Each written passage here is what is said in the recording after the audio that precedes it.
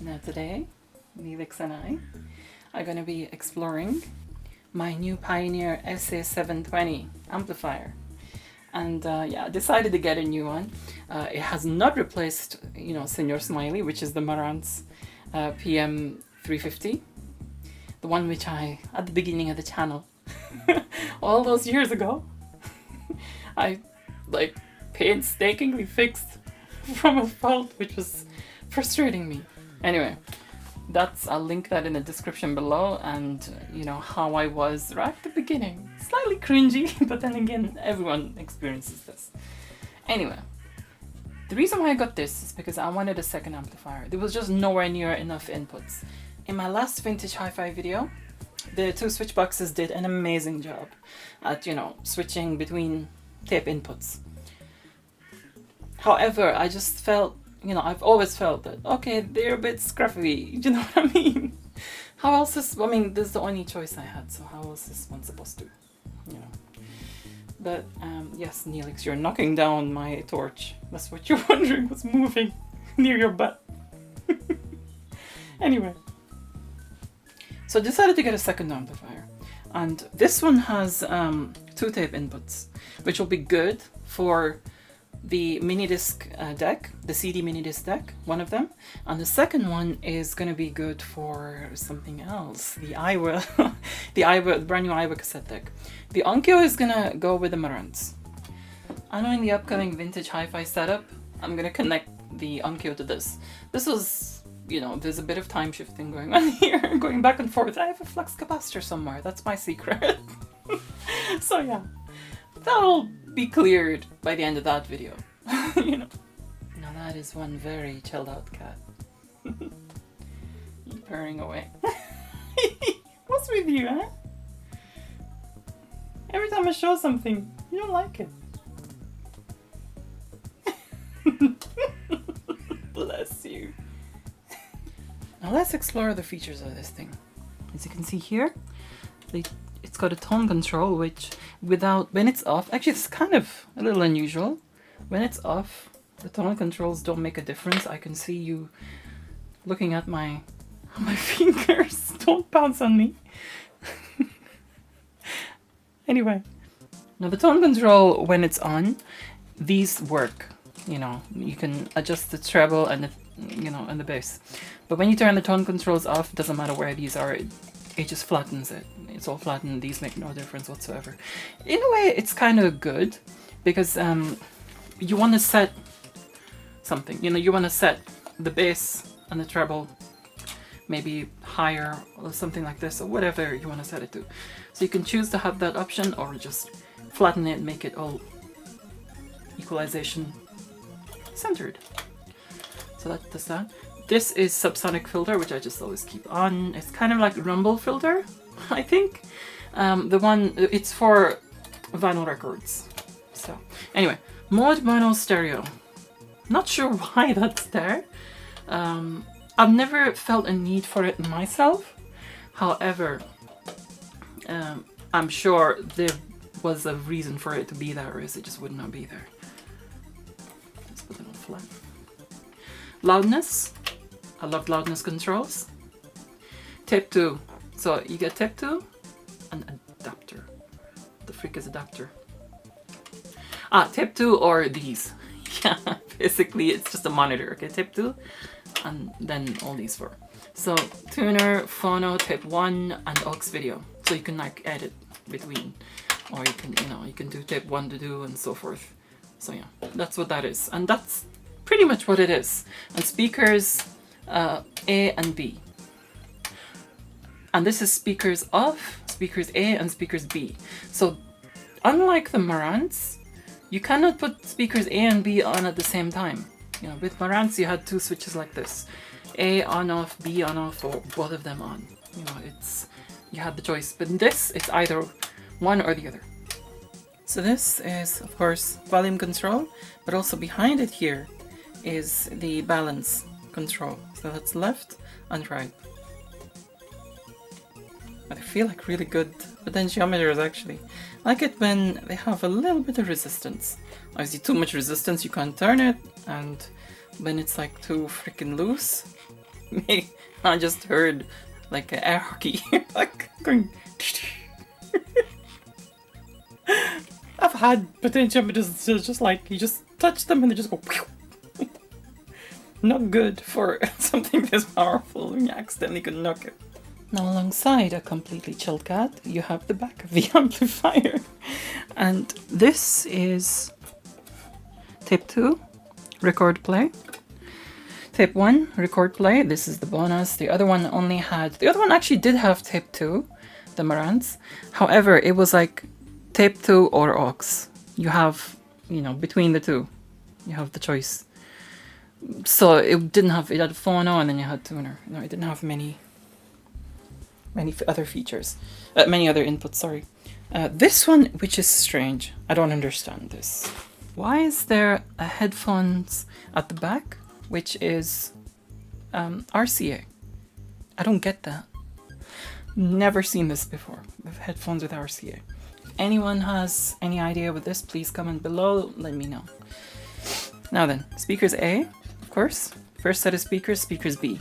I do not have the set of speakers B. What I'm gonna have to do is use speakers A, the Yamo speakers, the huge ones.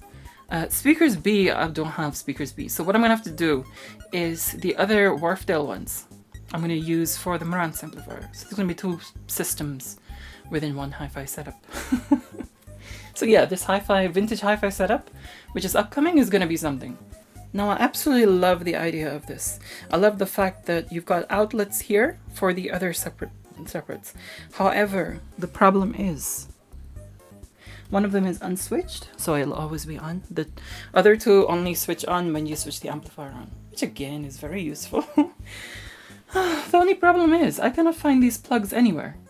These hi-fi sort of plugs. They're not, American outlets or anything like that. They're just hi-fi outlets, and I cannot find a plug like this. Well, at least not on eBay. So if anyone knows where to get these, please let me know. What are you doing, you? Mr. Neelix is sniffing around. Oh, he's finding a comfortable place. It's that torch that was bothering him. Anyway, lastly, you have your ground connection for your turntable or whatever else takes ground. So that's annoying, but it's a must, or else you get a stupid amount of buzz. Now then, let's open this up and have a look what's inside it. Ah! What the freak scared me? Oh, what popped? Something popped. Oh, okay. What? Oh my god, I thought you went for me. Let me open the freaking thing. You just want me to open it. Freaking hiding the screw hole, you freak. Don't care. This is gonna be open whether you like it or not. Yeah?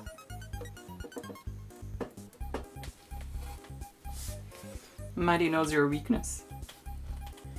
Maddie knows your weakness. There you go.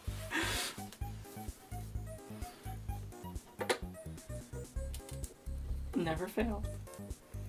You didn't eat treats? Wait, here. He's sulked. He's going now. He knows what I was trying to do. I guess it's not his weakness. He felt insulted. I'm sorry, dude, but where's he gone?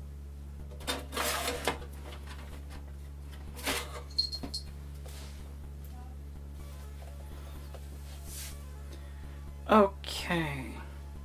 That seriously needs a freaking clean. As you can see here, this is bad. Really bad.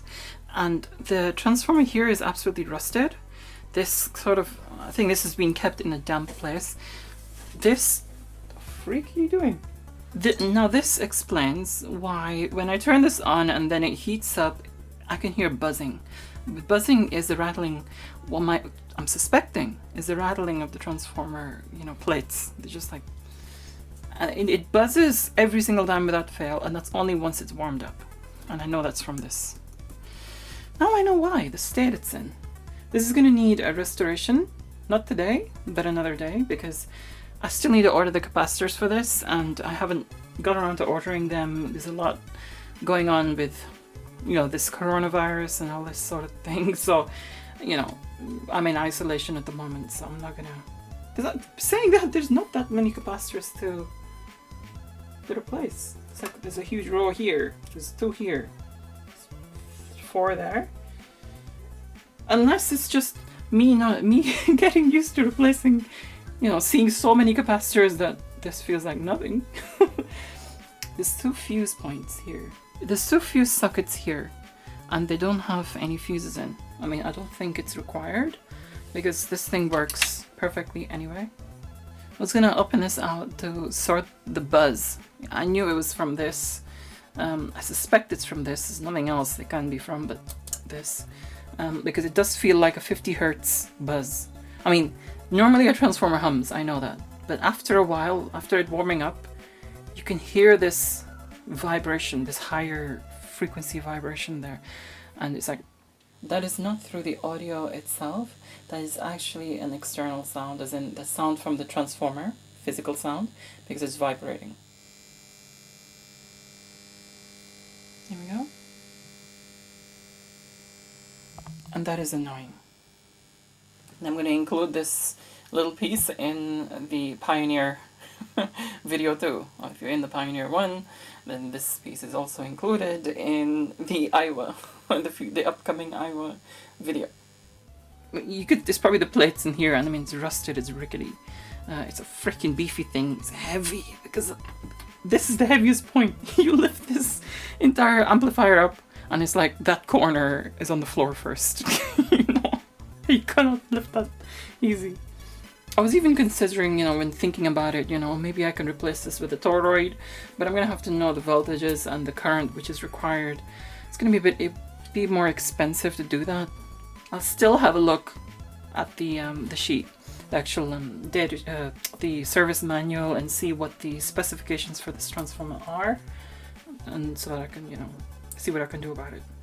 Oh great, I wanted to clean this up, all this, at least for today, but I realized that I'm out of isopropyl alcohol. Unfortunately, prices have gone up, and I saw one with a slightly lower price, which I did order out of desperation, so I'm still waiting for that to come. It's taking ages, but it'll come, you know. So I'm gonna leave this for now. The restoration is gonna be a bit of a glorified overview. So what I'm gonna do is, instead of that, I'll use fader, deoxide fader on the actual potentiometers here. Give them a bit of a...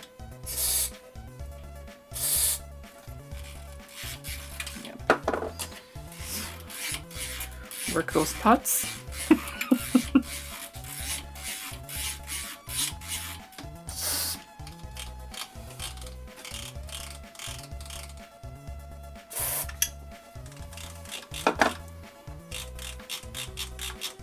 When the dial itself starts all of a sudden feeling cold, you know that it's this spray has sunk in, because the dial feels cold now. Sense the drop in temperature on it. I guess switch. If something is done for now, what I want to do is put this back together. Glorious sunny day here. I love the light, this kind of light. We have the Aiwa deck here, and another input source I'm going to put on top. And a very special input at the top. Ooh, I love Amigas. This one, the 500 and the Amiga 1200 are close to my heart. So then let's connect all this up. And it's the very reason why I have a 6-inch PVM.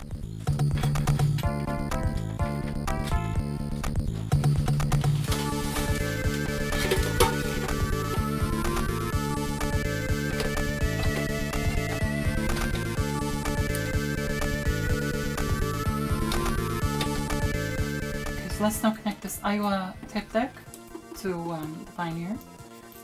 Okay, so let's do record first. Record.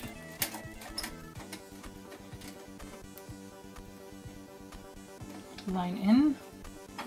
And I'm figuring that goes to record. I'm figuring it's line out. It's I'll never get used to this. Never. Once you figure that one out, the other one just stick it in the freaking other one. It should be fine. Right, left. When you on the actual audio out, when you're looking, this is from the behind. This goes into my stereo separation adjuster. Then from that, I will put it into aux in. So now all I need to do is connect the speakers, which I'll be connecting the YEMO speakers, the biggest, the big YEMO speakers.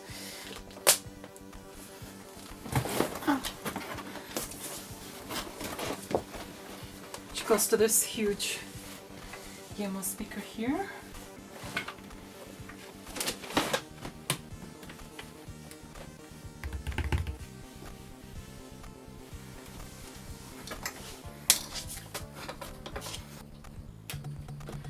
So those are done.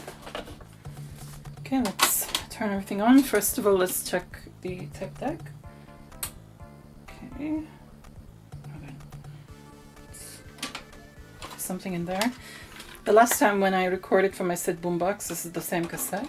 So let's rewind.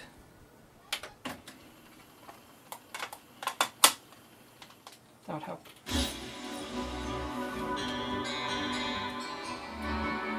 Ooh!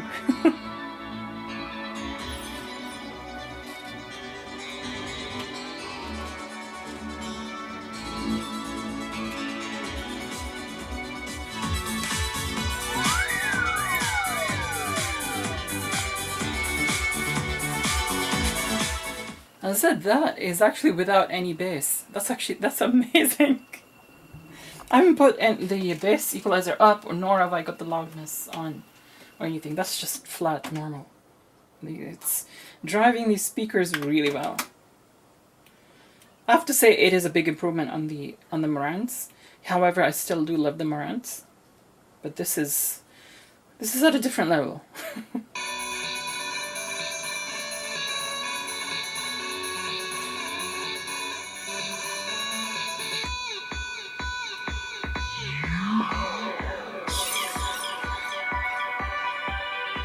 The loudness on. Ooh.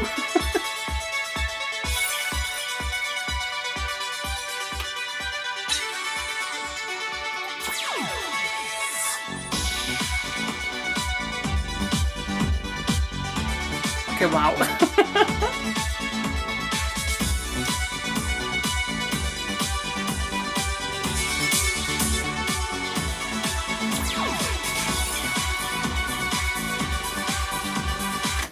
That is a good recording. Those who watched the SID boombox video, the SID boombox demo, the finale demo video, will know this recording. It's the very same one. Now let's record over it. Do a bit of a test on this. So let's take it to aux. Turn the Amiga on. Turn it on. Obviously it comes up with this. Now then, with the Amiga, the stereo separation, I'm gonna try and make this not separated, like full separation. Take a look at these. The actual VUs, you can see how much of a separation it is. Let's put in Treasure Island Dizzy.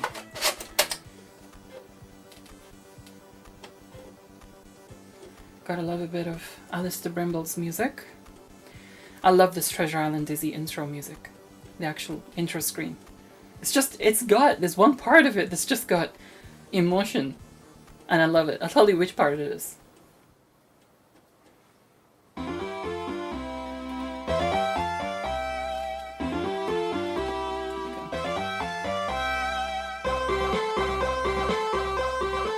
You see what I mean? Separation.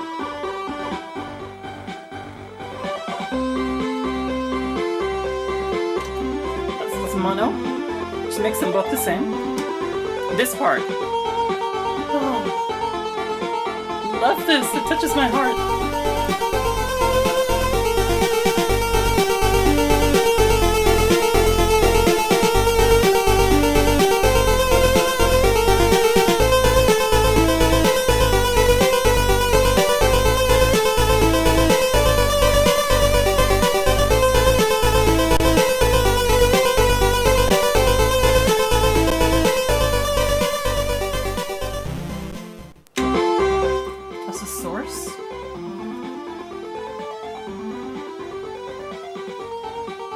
Okay, so what I'm gonna have to do, that's strange. I should put a monitor on this down there. So basically these are the sources, of course. This is the, okay.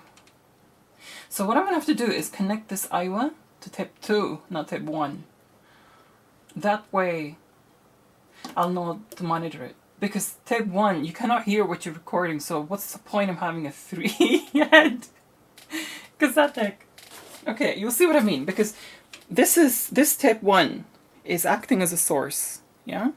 What did I do? Oh, yeah. Yeah, so this tape 1 is acting as a source. So when you switch it onto it, it's trying to record itself. Unless I'm getting something seriously wrong here. No, I'm right. So let's change this to tape 2, not tape 1. Yeah, that's working now. So put it in tape 2. So that means that tape 2 is, you've got the monitor setting only for tape 2, not for tape 1. I think I think my old Technics one, the one I used to have, that one has monitoring for both, I think. I think so anyway. It was wired differently, but this only allows tape 2 to monitor. So tape 2 is going to have to be the Aiwa. Otherwise there's no point. Tape 1 can be the mini disc because you know how it sounds.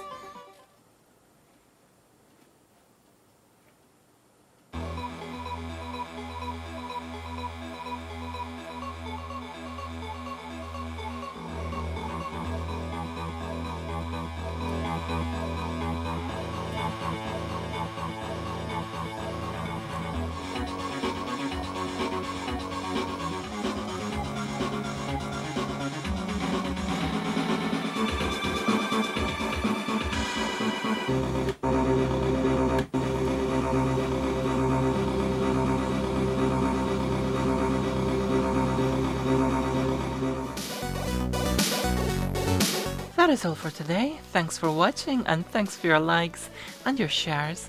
Do leave your thoughts in the comments below. Don't forget to check out my other videos and do subscribe for my upcoming content. I would like to say a big thank you to all my patrons for all their support, especially to my top tier patrons: Electronscape, Axel Dominator, Rich Garboot, Camel Tech, Stephen Leary, Aaron Metcalf, and Chris Sabalenski. Your support makes a huge difference and means a lot.